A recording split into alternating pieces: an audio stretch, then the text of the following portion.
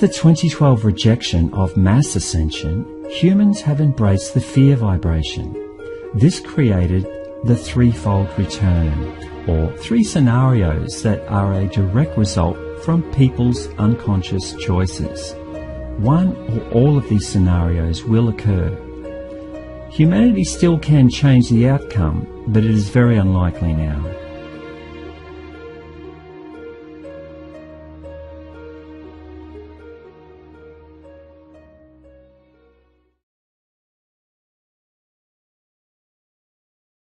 Well, the question was, if Iran were to launch a nuclear attack on Israel, what would our response be? And I want the Iranians to know that if I'm the president, we will attack Iran. And I want them to understand that, because it does mean that they have to look very carefully at their society.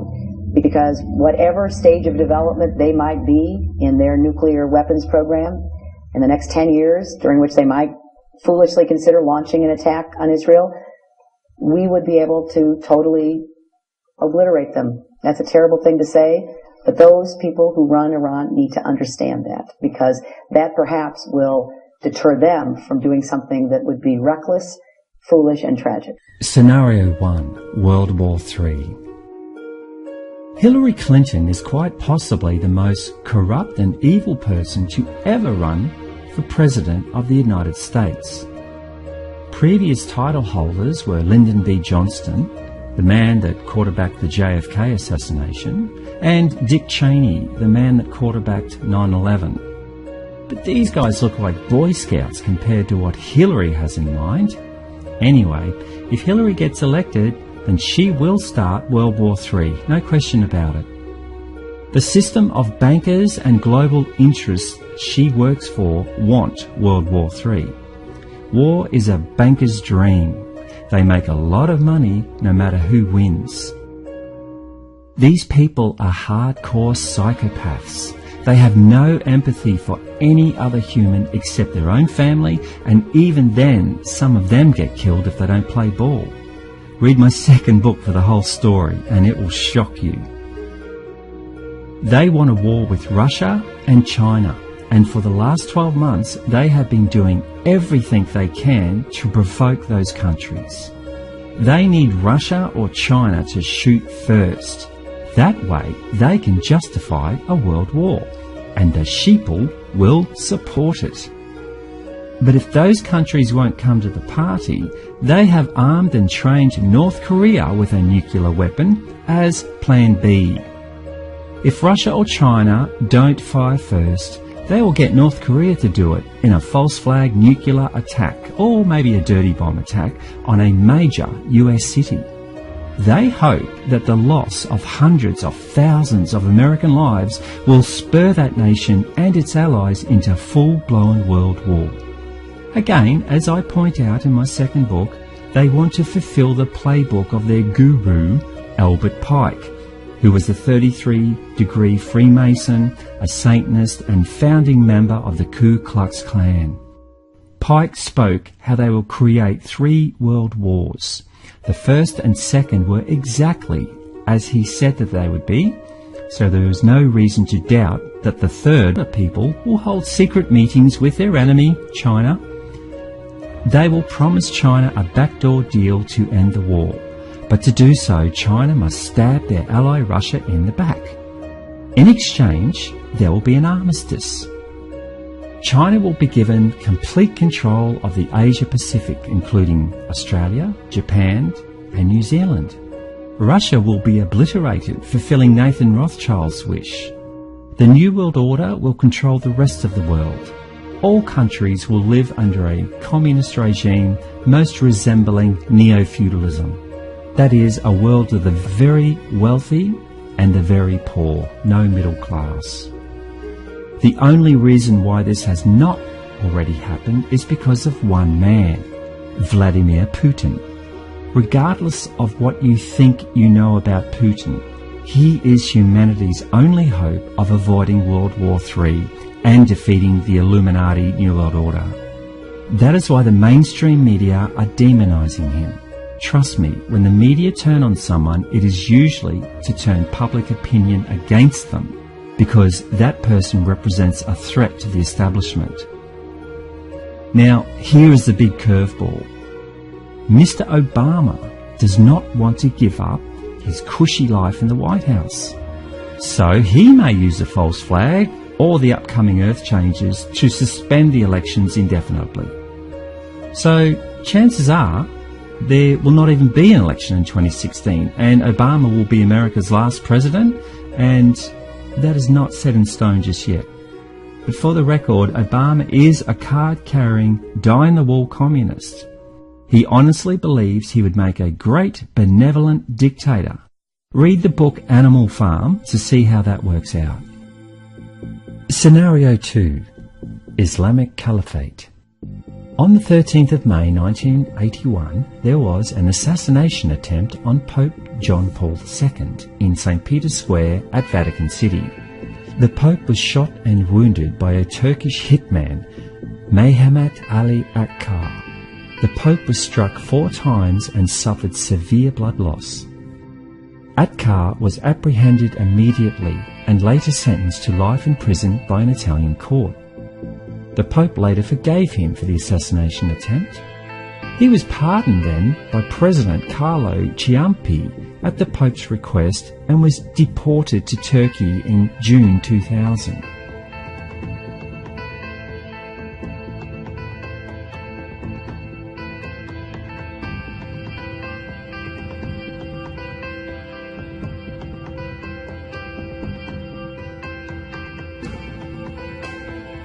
Akkar published his autobiography in Italy in 2013. His book is called I Was Promised Paradise. He claims that he worked for an Islamic black magic cult. The Grey Wolves invoke jinns, otherwise known as demons. That group has since morphed into ISIS. They have a prophecy that their Messiah, the Mahdi, will bring about the destruction of the West and Christianity. In fact, Akkar says in his book, basically, it's really as if the world finishes in favour of a new era. Go into any mosque around the world, listen to what they say about the return of the Mahdi. They all say the same thing. Soon, very soon indeed, he is arriving. What does this mean? That a part of Islam is sharpening their weapons. The return of the Mahdi will bring bloodshed. If the Mahdi will not manifest himself, their will materialize him. And in short, the Islamic fundamentalist will set fire to the whole Western world.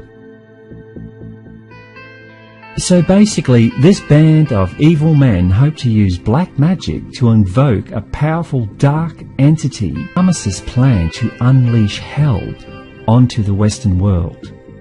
That is why they have been slowly positioning their people into every Western country on the planet. The refugee crisis in Europe is the last stage of positioning the chess pieces. It is their specific intention to destroy the Vatican in Rome. Pope John Paul II strongly believed that this was the third prophecy of Fatima. The prophecy of Fatima was given to the world on May 13, 1917. The first 2 prophecies were released almost immediately. However, the third prophecy was supposed to be released to the world in the 1960s, but for some reason it was kept sealed. On May 13, 1981, on the anniversary of the original prophecy of Fatima, Pope John Paul II was en route to St. Peter's Square to deliver the third and final prophecy. He was adamant that the people deserved to know what it contained. Before he could reveal the prophecy, however, he was shot down by Mehmet Ali Akkar. The Grey Wolves, now ISIS, did not want their plans revealed to the world. The third prophecy of Fatima contains their plans to destroy the Vatican and the Western world, and they want to do it on a special date of May 13, 2017. Many of the Vatican cardinals have secretly converted to Islam in hope to save their skins when the time of destruction comes. They want to be part of the New World Order One religion. A new Vatican II is under construction. It is called the Temple of the Work of the Holy Spirit, and it is located in Palestrina, just outside Rome. Its design was strongly influenced by the ancient sacred site at Göbekli Tepe, discovered in 1996. The Göbekli Tepe site was originally part of the Brotherhood of the Serpent, which I talk about in Book 1, connected to the priest class that became the Illuminati. This new temple is supposed to be for the one world religion and will begin after the destruction of the Vatican. Notice how the inside looks like a mosque where followers kneel on their mats to worship. Construction is expected to be completed in 2019. Scenario 3. The return of Nibiru. I cover everything you need to know about Nibiru and its inhabitants in my first book, The Truth Chronicles, Book 1, Secrets of the Soul. However, here is a quick background. There is a planet that the ancients called Nibiru. NASA calls it Planet X. It's about 4.5 to 5 times the size of Earth. It belongs to a small solar system whose star is a dwarf star known as Nemesis. All up, the Nemesis system has 7 planets, and Nibiru is its largest and is the only one that's inhabited by beings called the Anunnaki. It has a dusty red atmosphere that creates wings on each side, so the ancients always depicted Nibiru as a winged disk.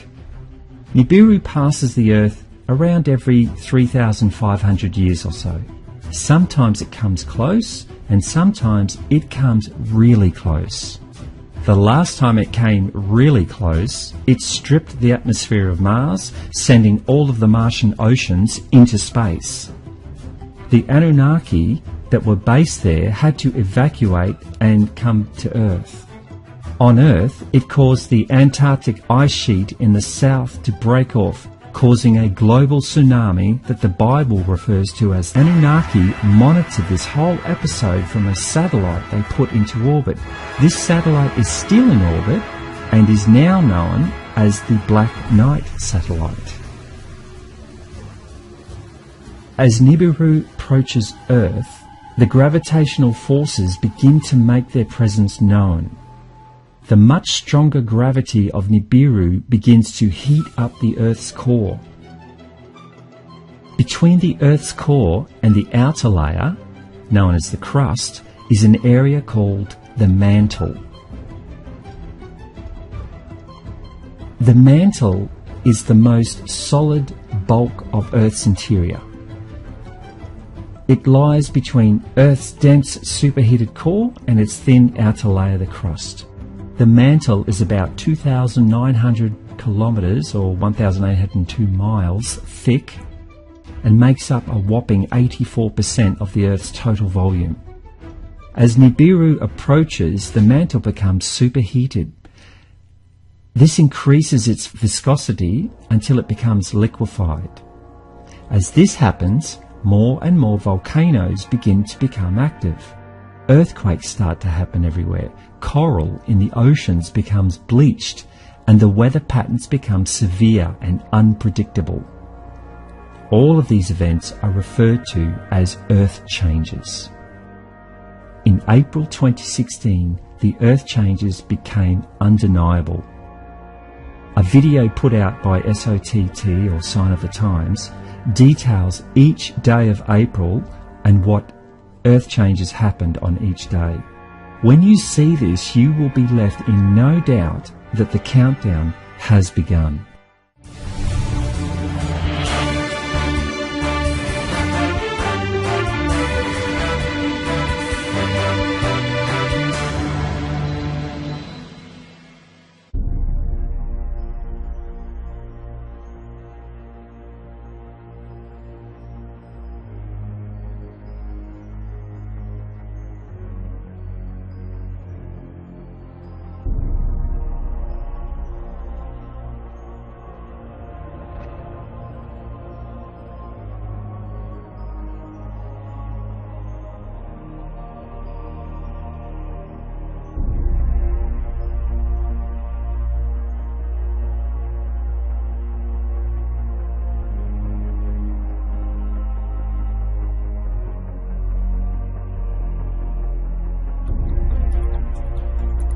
Overnight, blizzard-like conditions in Massachusetts. Nearly 1,900 crew working through the night, clearing roads. Treacherous conditions leading to wreck after wreck. In upstate New York, a bus carrying 36 college students flipping over and winding up upside down. Incredibly, there were no serious injuries. And in Connecticut, a tractor trailer sliding and jackknifing on this bridge. New Jersey police releasing this dramatic dash cam video. Trees snapping from heavy winds.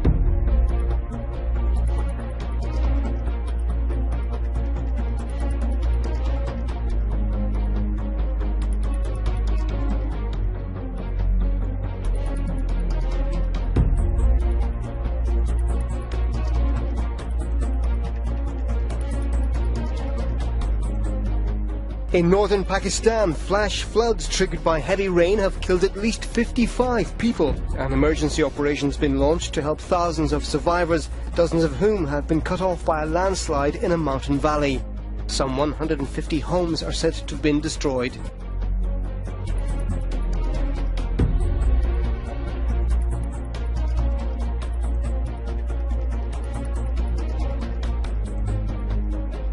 These earth changes are what I was told about 20 years ago, and they are happening right now. In April 2016, there were daily events for the whole month. These included volcanoes erupting, and even some that have not been active for over 70 years. Earthquakes shook many countries, wild weather was everywhere. It even snowed in Saudi Arabia. And of course, scientists revealed that 90% of the Great Barrier Reef off the coast of Australia is now bleached, exactly as I spoke about 20 years ago. Back then, I correctly predicted that the signs would become more obvious after 2012, leading up to 2020. But I must admit now that it appears I got that timing slightly wrong. I now have good evidence that it will come much earlier than 2020. Earthquakes, volcanoes and wild weather will only get worse as Nibiru approaches. However, the real showstopper comes next: meteorites. Nibiru passes through the Kuiper Belt, which is made up of billions of asteroids and chunks of ice. Some of these objects are as large as Pluto, while others are only the size of a pea. It will also pass through the asteroid belt between Mars and Jupiter. As Nibiru passes through the Kuiper Belt and the asteroid belt, it drags millions of rocks and debris with it, trailing millions of kilometres behind it. As it approaches the Earth, many of the asteroids will be pulled toward the Earth due to gravity. So as a final sign of Nibiru's approach, we will witness mass meteorite showers. However, some of these meteors can weigh as much as 30 kilograms or 65 pounds of solid iron.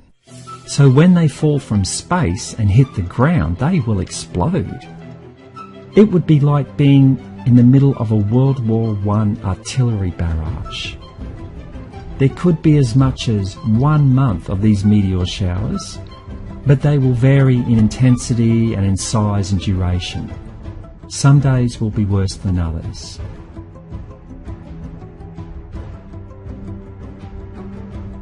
A CIA insider has come forward and revealed that they have been tracked very, very close to Earth this time, within about 50 million kilometres. Now, that's like a stone's throw in astrological terms. This is going to cause a pole shift. Remember how we said the mantle will heat up and become liquid? This will cause the outer crust of the Earth to slip. As Nibiru passes at its closest point, the Earth crust will slip in the direction of Nibiru's gravitational pull. Thus, we can expect the slip will be from the South Pole to the North Pole. So all the landmass of Earth will move at about 1,400 kilometres per second, or 0.86 miles per second, south to north, then abruptly stop. The sudden stop will cause all of the oceans to slosh up, then go back in the opposite direction they came from. That will create a global tsunami of about 700 metres to 3,000 metres high, or 2,296 feet to 9,850 feet high, travelling at 700 metres or half a mile a second. The water will slosh back and forth for several days. In fact, as Nibiru passes, it will stop the Earth's rotation. So one side of the Earth will be in complete darkness for 3 days, and the other side will be in complete sunlight for 3 days. As Nibiru passes, the Earth will begin to rotate again as per normal. Basically, the Earth is going through a very rare process that will see most of the inhabitants of the planet die as a result of massive Earth changes. It is not the first time this has happened, and it will not be the last. The ancients knew that, and they tried to warn us. That is why they built their monuments in massive stone blocks. The reason why so many will die is because they do not want to know. They do not want to listen. They do not want to be part of one of the most exciting times in this planet's history, the Ascension.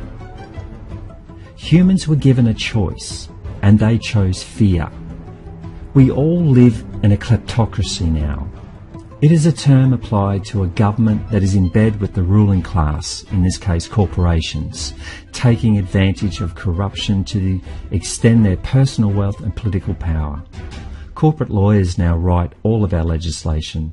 They write the laws to benefit the corporations, protect them from prosecution, and maximise the ability to make a profit, even at the expense of the people and the environment. This is the world we live in, and most people are happy to turn a blind eye. That is how they got into control in the first place. The world is now so far gone down the corruption path. The self-entitlement meant those that do want to know, that do want to listen, that do want to participate, then welcome aboard and keep watching. What the Palladians were telling me that night was, like myself, many others were being asked to not only preserve life, but to build a new way of life and to get the message out to as many people as possible. By following their instructions, I could be assured that the second vision, that of happy people in the hills, would be a reality. Your reality, and that of anyone else that cares to join in.